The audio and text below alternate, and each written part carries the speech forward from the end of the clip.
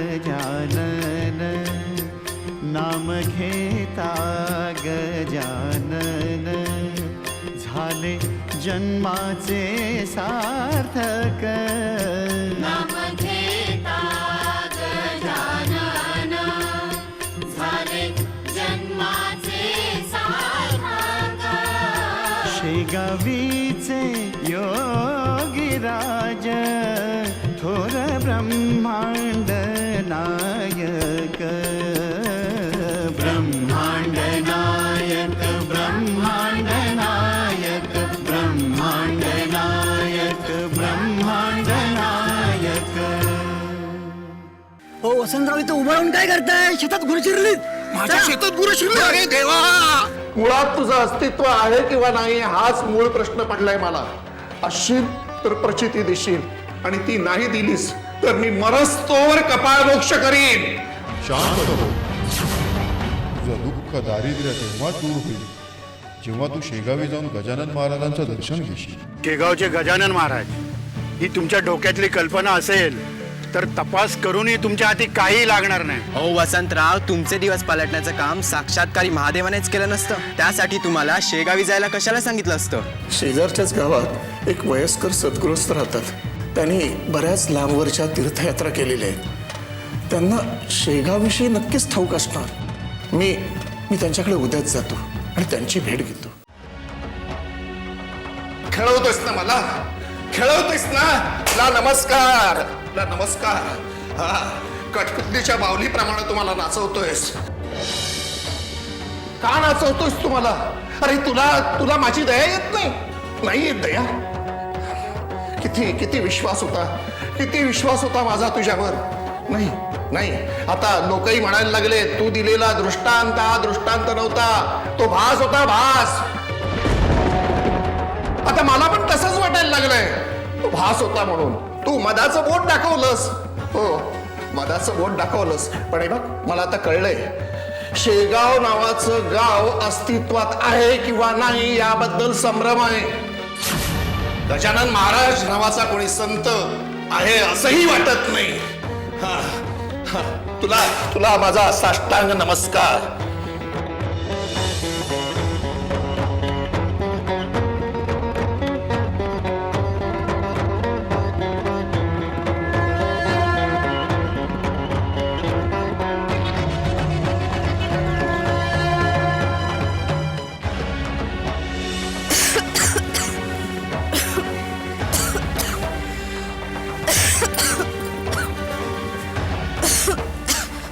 अहो, आमच्यांना पाहिलं तुम्ही?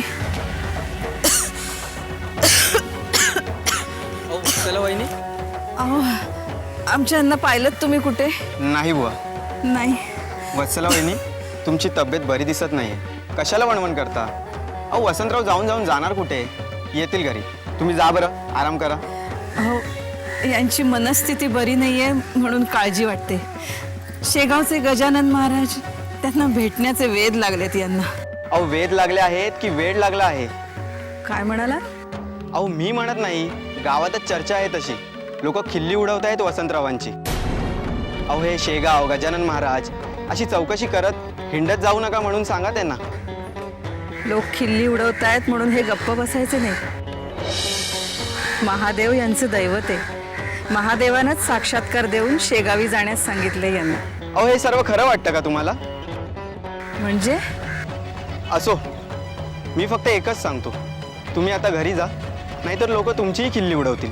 म्हणतील हिचा नवरा गजानन महाराजांना शोधत हिंडतोय आणि हिच्या नवऱ्याला शोधत फिरते. तुम्ही घरी जा, आराम करा.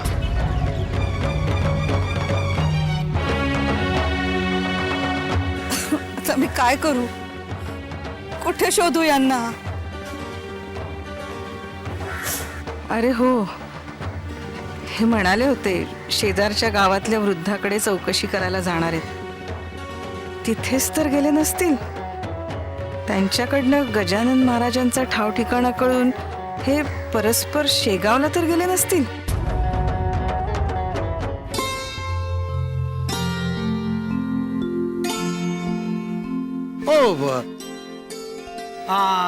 कोण म्हणायचं आपण? मी जीवाजी शेगावून आलोय. शेगाव? हे कुठे असतं? खूप लांब आहे, वराडात. वराडात? हो. बर, काय काम निघालं म्हणायचं? पाचलगाव हेच ना? हो ना, हेच. बरं, इथे शंभू केळकर नावाची कोणी व्यक्ती राहते का? हो, एकच व्यक्ती राहते या पाचलात, त्या तिथे.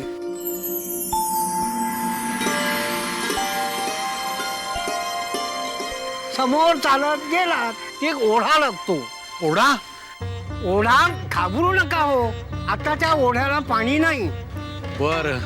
त्या ओढ्याच्या पलीकडे जा, तिथे गवसाची वाडी, आणि गवसाच्या वाडी नंतर त्याच्या पाठीमागे शंभू केळकरांचं घर आणि बाग. बाग? हो, रातांब्याची बाग. हो हो हो, रातांबे. रातांब्याचं सरबत प्यायची खूप इच्छा झाली आमच्या महाराजांना. ते रातांबेच न्यायला मी इथे आलोय. आता हे महाराज कोण? गजानन महाराज. हो का? भारी हौस दिसते गजानन महाराजांना. आणि वराड कुठे, कोकण कुठे, इतक्या लांबून तुम्हाला रातांबे आणण्यासाठी पाठवलं. भारी हौस म्हणायची. हो, भारी हौस म्हणायची. बरं आहे, आभारी आहे मी आपला. येऊ मी? हो हो.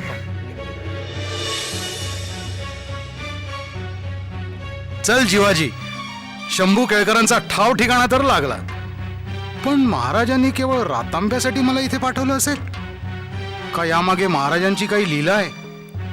असावी, कळेलच ते. पण आधी शंभू केळकरांना गाठतो.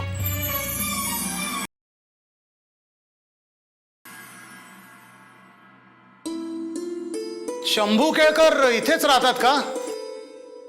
हो, मीच शंभू केळकर. आपण कोण, कुठून आलात? यापूर्वी पाचलात पाहिल्याचे आठवत नाही मला. हो, प्रथमच आलोय मी इकडे, शेगावहून आलोय. शेगाव?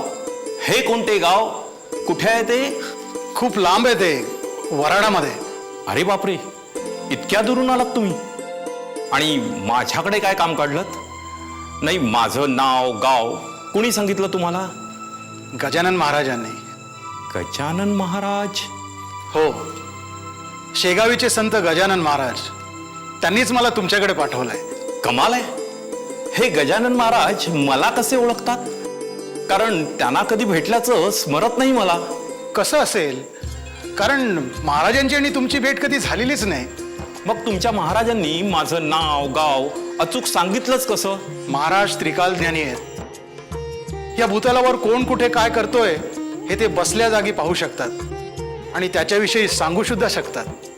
अद्भुत आहे हे. होय, गजानन महाराज अद्भुतच आहेत. त्यांनी मला तुमच्या बागेतले रातांबे आणायला पाठवलेत. काय सांगता काय? तुमच्या गजानन महाराजांना माझ्या बागेतले रातांबे सुद्धा दिसले? होय. अहो भाग्य, संतांनीच मला संतांची सेवा करण्याचं भाग्य दिलं. तुम्ही थांबा, मी आत्ता जाऊन मळ्यातून रातांबे घेऊन येतो. गजानन महाराज, गजानन महाराज. महाराज, मी रतांबे घेऊन आलोच.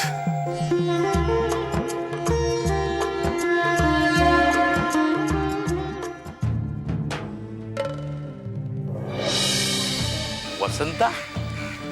अरे वसंता, इथे कशाला झोपलास? सरळ घरी नाही का यायचं? शंभू, शंभू, तुला काय सांगू माझी व्यथा. त्या दिवशी तुझ्या घरून तडकाफडकी निघालो, तो महादेवाच्या देवळात गेलो आणि डोकं आपटून घेतलं. काय? हो, पण देवळात मला साक्षात्कार झाला. महादेवाने मला दृष्टांत दिला. शेगावच्या गजानन महाराजांकडे जाण्यास सांगितलं. गजानन महाराज? हो, गजानन महाराज. त्यांचं दर्शन झाल्यावर माझ्या सगळ्या चिंता दूर होतील असंही सांगितलं. पण कसलं काय? गजानन महाराज नावाची कोणी व्यक्ती अस्तित्वातच नाहीये, तर त्यांचं दर्शन होणार कसं? वसंता, तुला गजानन महाराजांचं दर्शन घडेल. काय? होय. शंभू, शंभू रे, ते कसं सांग, ते कसं सांग. तुला सगळं सांगतो. चल चल माझ्या बरोबर. चल चल चल चल, चल. चल.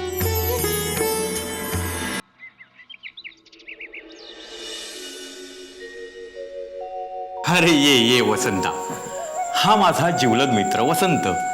आणि हे अरे मी तुमचं नाव सुद्धा विचारलं नाही.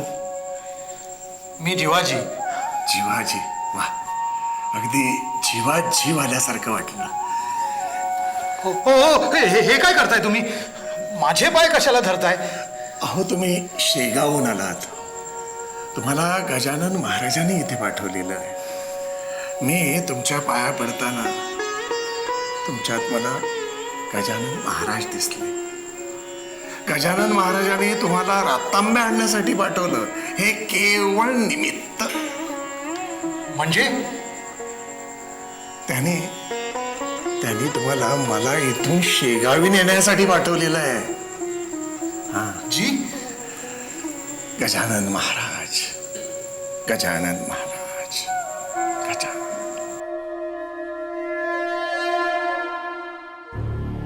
अजून कसे आले नाही ते? एक तर माझी प्रकृती बरी नाहीये. मला न सांगता शेगावला परस्पर जायचे नाही ते. पण मग गेले कुठे म्हणायचे? वत्सला, वत्सला, आलात? अहो, कुठे होतात तुम्ही? मी तुम्हाला गावभर शोधत होते. अगं, आता खऱ्या अर्थानं गावकऱ्यांना कळेल की महादेवानं मला दिलेला दृष्टांत खरा होता. म्हणजे गजानन महाराजांचा ठावठिकाणा कळला? नुसताच कळला नाही वत्सला, तर महाराजांनी मी थेट त्यांच्यापर्यंत पोहोचाव म्हणून आपला दूत पाठवलाय आपल्या या पाचल गावात. खरं की काय? कुठे आहे त्यांचा दूत? जीवाजी त्याचं नाव. ते इथे शंभूच्या घरी उतरलेत. कमाल करता तुम्ही. अहो, त्यांना आपल्या घरी पाहुणचार घेण्याचं निमंत्रण द्यायचं ना. म्हणालो मी आमच्या घरी चला, तर मला म्हणतात कसे, महाराजांनी मला पाचला शंभू केळकरांच्या घरी पाठवलेलं आहे. अगं, महाराजांचं सांगणं म्हणजे गुरुने शिष्याला केलेला आदेश. तेव्हा म्हणाले, मी इथून तसूबरी हलणार नाही, तुम्ही तुमचं गाठोडं इथे घेऊन या. याला म्हणतात गुरुचा शब्द प्रमाण मांडणं. ही खरी भक्ती. अहो, पण मला सांगा, महादेवाने तुम्हाला दृष्टांत दिलाय हे गजानन महाराजांना कसं काय कळलं? अगं, महाराज आहेत ते. उगाच बोलण्यात वेळ घालू नकोस. मी गाठोडा बांधतो. जीवाजी तिकडे वाट बघत असेल.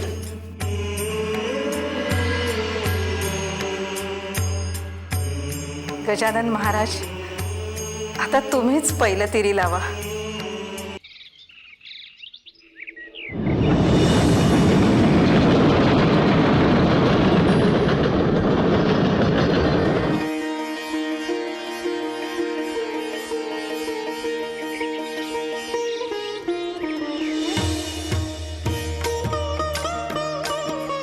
महाराज.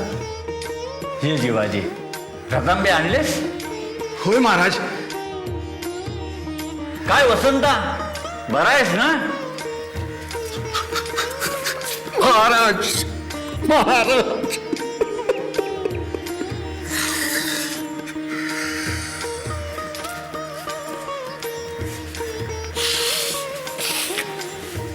महाराज, आपलं दर्शन झालं. माझा जन्म सार्थकी झाला. अरे, तू तर आमचं अस्तित्व मानायला तयार नव्हतास. महाराज, मी आपला खूप तपास केला, पण कुठेच ठाव ठिकाणा लागला नाही. अरे, आम्ही तर तुझ्या हृदयात राहतो. रोज तू आम्हाला बेल वाहतोस ना? महाराज, महाराज म्हणजे आपणच माझे महादेव आहात. सारं संपलं असं तुला वाटत होतं, पण तसं नसतं. मला सांग, मृत्यू म्हणजे काय? मृत्यू, मृत्यू म्हणजे शेवट. जेव्हा जीवन संपतं तेव्हा मृत्यू येतो महाराज. चूक. मृत्यू म्हणजे आयुष्याची प्रचिती देणारी गोष्ट आहे. एक प्रवास संपतो, दुसरा प्रवास सुरू होतो. मृत्यू म्हणजे शेवट नव्हे, ते एक वळण आहे. सरळ मार्गाने आपण जातो, पुढे वळण लागतं. आपल्याला वाटतं वाट संपली, पण तसं नसतं. तिथे दुसरा मार्ग सुरू होतो.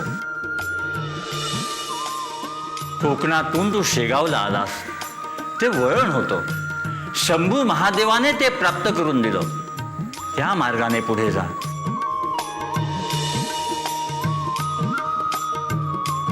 भक्ती मार्ग सोडू नकोस. महादेव तुझ्या आयुष्याचा उद्धार करेल. जा, यशस्वी हो. महाराज, माझ्या महादेवा,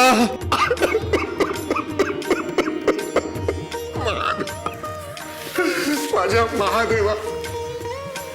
गण गण गणात बोते, गण गण गणात बोते, गण गण गणात बोते, गण गण गणात बोते.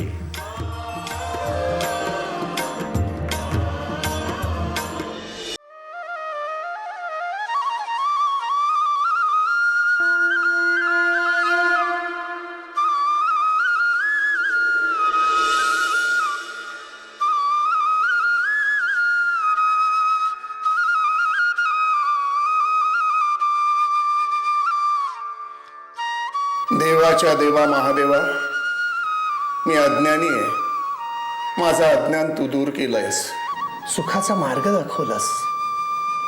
गजानन महाराजांच्या स्वरूपात तू तुझ्या अस्तित्वाची प्रचिती मला दिलीस. माझं एकच मागणं आहे महादेवा, सुखाच्या जीवनात दुःखाच्या दिवसांचा विसर मला पडू देऊ नकोस. सुखाचा घास घेत असताना तुला नैवेद्य अर्पण करण्याची आठवण मला होऊ दे. कुठल्याही प्रकारचा अहंकार, राग, लोभ, मदमत्सर चोर पावलाने माझ्या मनात आणून देऊ नकोस.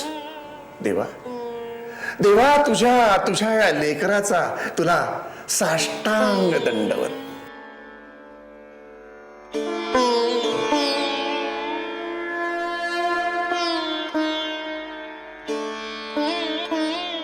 हरि ओम.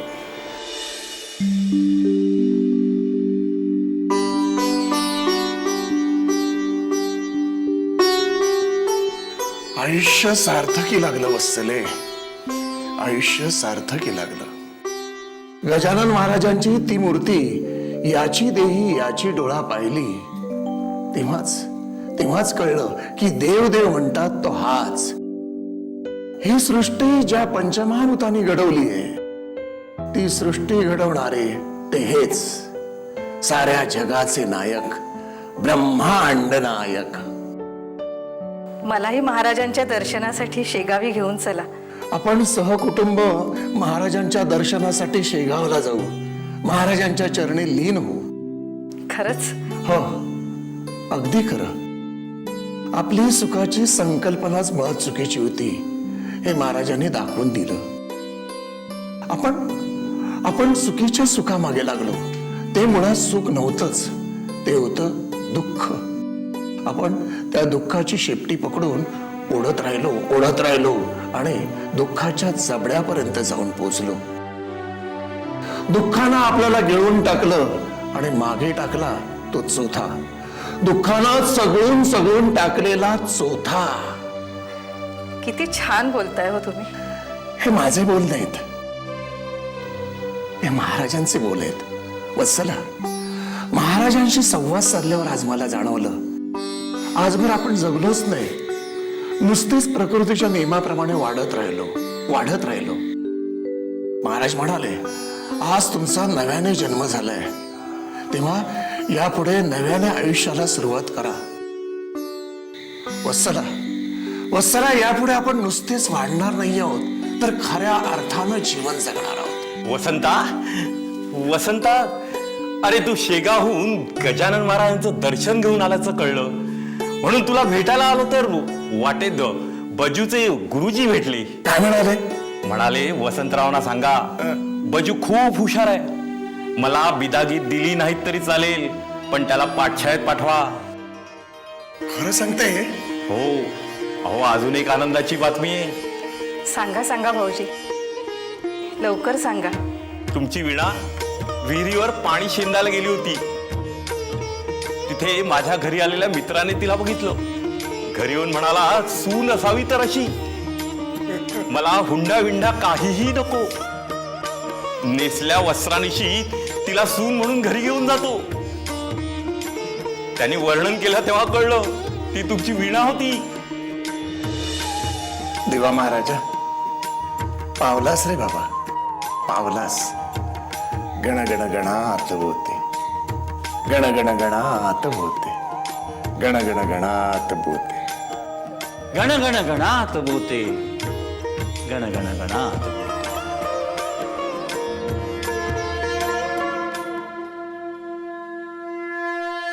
विनासायास परमेश्वराला प्राप्त करून घेता येत नाही. त्यासाठी अंतःकरणापासून भक्ती केली तरच तो स्वतः त्याच्यापर्यंत पोहोचण्याचा मार्ग दाखवतो. मालक, तुम्ही जे मजुरी देताय ना त्या 2 वेळचं भागन असं झालंय. थोडी मजुरी वाढून मिळाली तर. संध्या त्याच्या पुढं एक शब्द बोलशील ना तर याद राख, मजुरी वाढून पाहिजे. कशाला रे? रेशमी धोतर नेसलंस तर ते मातीतच मिळवणार ना तू. मालक, नाही, मजुरी वाढून मिळणार नाही. उद्या कामावर यायचं असेल तर ये, नाहीतर तुझा हिशोब घेऊन मोकळा हो. नाही. अहो मालक, काय नाही. आमच्या भक्तांची जबाबदारी आम्ही घेतच असतो. वेळ येताच त्यांची परिस्थिती सुधारतो.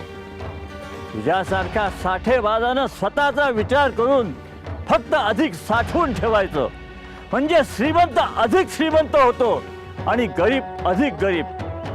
श्रीमंत आणि गरीब ह्यातली दरी वाढत जाते. हे आम्हाला थांबवायलाच हवं.